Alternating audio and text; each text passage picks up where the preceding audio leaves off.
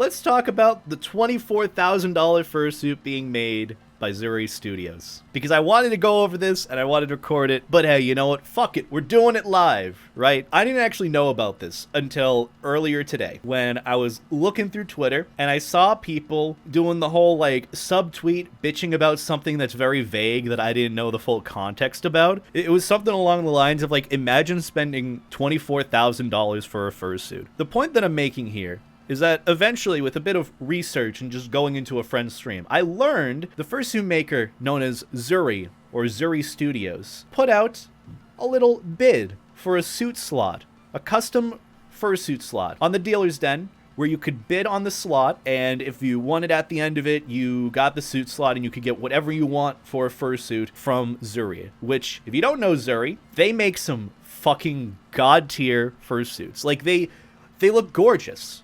They look gorgeous. They have, like, probably the best furs and materials. But when it comes to fursuits like that are very well made and have a high demand, you're going to have a lot of people that want them. And then in turn, what's going to happen is that the demand for these fursuits is going to go up, and only so many fursuits are going to be made. So, like a proper business owner, or knowing how the economy works, you let people decide who's going to get that slot. And so that's what Zuri did recently with one of their fursuit slots. Let me just bring up the link for us to take a look at. I have a couple of links for us to go through. Oh boy, there's so much tea, and there's so many upset furries, and I just don't understand why. So we're on the dealer's den. We're on the custom listing for the fursuit slot by Zuri Studios. It is currently 3 days or so away from the slot being filled. We're around 94 bids have been placed, and the current bid is at almost $24,000. And to clarify, this isn't for like this fursuit. This is for like a custom fursuit from this maker, which all these suits look fucking gorgeous. They look so good. I'm gonna be honest, even from my perspective of it, it's just like, hell yeah, you know what? If you could sell a fursuit for $24K and this is the quality you're putting out, you fucking did a good job with the market. But, like we said before, furries don't take too kindly to things that don't really please them. Furries, as we all know, aren't the most rational or realist people on the planet. So, when this sort of took light, where the suit, or the bid on the suit, made it up to $20,000+. Of course, there were some people that were vague tweeting and were like, I'm so upset that this is being sold for this amount. Once every year, this happens where some fursuit maker, instead of opening commission slots where they'll take a certain amount of commissions for a set price or whatever the cost of it will be, they put out a slot online that people can bid on, and whoever is the highest bidder gets the fursuit. And every time this happens, where the fursuit ends up becoming like an exorbitant amount of money like this, like $24,000, I think this is like the most expensive a fursuit slot has become. I think last time it was around like 18K, 19K or so, I can't remember. But when shit like this happens, furries get upset. And when I mean furries, I mean like 1 to 2 people, and then people like project that whole like hot take, that really shitty hot take, and are like, oh, well, in defense, you know, fursuits should be available to everyone. And it's like, none of y'all know how the economy works, and it's kind of sad. Whenever this happens, usually the suit maker will get some flack of like, oh, of course you're gonna sell to the highest bidder. Well, yeah, it's a business. That's how it works. And then, of course, you know, you got vague posting like I saw today on Twitter. I don't have the direct tweets, but just people that, I don't know, were upset, and then I never saw them again. And that's just how Twitter works. So, like, I don't know. There are a couple of points that I want to make about this, because a lot of people will probably agree with my sort of mindset on it of like, you know, you're a fursuit maker. Charge whatever the hell you want for it. It's the open market of just like, you don't buy the fursuit. That's it, okay? Like, it's not the end of the world if this suit maker is charging for something that you can't afford. Looking at this in a very basic sense of just, you know, being supportive of creators and fursuit makers and artists in a fandom that supports fursuit makers and artists and creators, this is great. I'm gonna be honest, this is amazing. Looking at it from the sense of just like, wow, we've made it this far to the point where like people are really, really looking to support makers to the point of wanting a fursuit for this amount of money. And people will always look at it and be like, oh, who would spend $24,000 on a fursuit? Someone who wants the fursuit, clearly. Nothing wrong with it, which, you know, it's pretty cool. But yeah, there are a bunch of other, like, you know, things with it. You can get a plantigrade, digigrade. It's a full suit. You just need, like, duct tape dummy. You're getting the fursuit, I think, within, like, the year as well, which is also a higher demand, you know? What do you think is going to be, like, the price of this? Do you really think, like, if this is going to be the bid here, that it's going to simply be like, oh, I'd pay $2,500 for it? No. Have you seen how fursuits have gone before? This is a more reasonable price for how it is. And it's going to only go up from there. My bet from here, it's going to be at around $26,000 to $27,000 at the end of this bidding, if not further up, because you're just looking at the suit here. If you already want a Zuri fursuit, you're going to want it, and you've got this money saved up for it. Say you got $25K saved up for it, you're going to want to go for this. And then you're going to look further. Oh, hey, I'm going to get it within the year. I can do 30% payments with time. Absolutely, I'm going to bid on it more. And so that's why you have fursuits like these going for this amount. And it's not like this is one of those things where they're setting this as the base price of what the fursuit is actually in terms of what they're buying. Like, it's not like Zuri's like, all right, I'm opening commission slots. Each slot is $25,000 for a fursuit. This is what it is. It's not like they're doing that as is. Bids in this sense, with regards to an economy, this is where the community or the buyer is setting the price for what the suit is worth. And even though it is, you know, somewhat of a competition of like who has more money to spend or who's willing to pay more for a fursuit like this, this just goes to show what the value of suits like these actually are. And it goes on to my other point of how valuing fursuits and valuing art and creation of whatever is so not as well talked about. I mean, it's talked about, but in practice, it's not as well received. So like, I've seen this time and time again where artists are encouraged to drive up their prices, to fit in with the market, to support themselves. What are some phrases that I see used a lot? Oh, artists need to support themselves more. They need to value themselves better. That's something that furries say artists need to do a lot with no real artist in mind. They're like, oh yeah, I'm all for artists supporting themselves. You know, bring up your price. I'll tip you more, whatever. But when it comes into practice like this is when people start bitching. And then people get into their messages saying, why the fuck are you charging this much? I'm never going to support you again. It's like, furries, try not to be hypocritical challenge. That's a first here. But when I tweeted out asking about the $23,000 fursuit and what people's thoughts were on it, I immediately got referred to a specific tweet and a couple of replies from here about just the state of the vague posting on Twitter and furries being upset about it. Here, let me go over it. It's very important. Half my Twitter is subtweeting / complaining about fursuit prices without actually saying what's happening.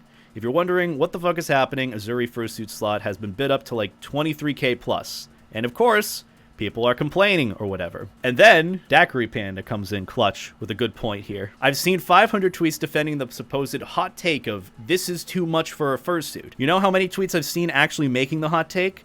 Exactly 0. It's literally people defending discourse that doesn't exist. This is stupid. I will say though, the vague posting of people being upset or like being like, oh, I wouldn't spend 23K on a fursuit and making it like objectively like bad. I've seen that. And it has happened here. It happened today.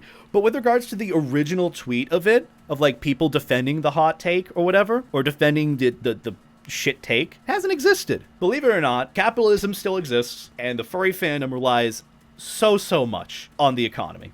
Like, if you want an art piece of your persona, if you want a fursuit, if you want a reference sheet, if you want anything fictional somewhat brought to life with regards to your fantasy of the furry fandom, even cons, it all relies on the market. It all relies on the economy. You'll see it with con prices.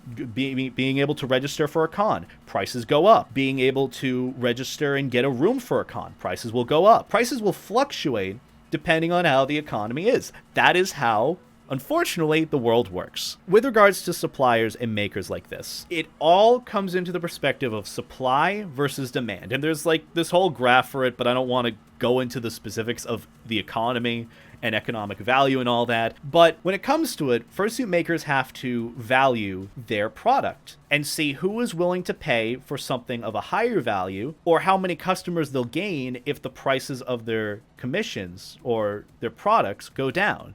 So like, say for example, with fursuits, it is a luxury item. A fursuit is an accessory. It is something that you can buy, but you can live without. And when you're in the furry fandom, it's kind of been shown through the past few years with the fandom growing and the community growing, more people want fursuits.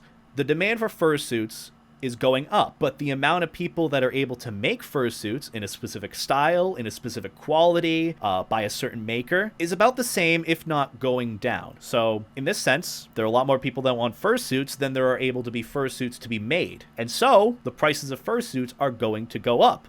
In my time in different communities and different fandoms, I don't think I've seen one community bitch and complain more about how the economy works than furries. It's kind of ridiculous. And this isn't to say that like, oh, you know, this is just one person thinking it. I'm gonna be honest, with the amount of vague posting and defending of hot takes that I've seen online, I think personally, and this is a hot take of mine, this is somewhat projecting. Those people that say that to an extent might somewhat be projecting some insecurities or feelings that they might have of like not wanting prices to increase, of wanting a fursuit from a certain maker, but upset that prices are increasing. The biggest worry that a lot of people are having, or a lot of furries specifically are having, is that they're worried that their favorite fursuit maker is eventually going to sell fursuits for a price that they will never be able to afford. But with regards to the whole like $25,000 fursuit, I think that's pretty cool. Whoever is getting that fursuit is going to get a goddamn amazing fursuit. And they're getting it this year. Because again,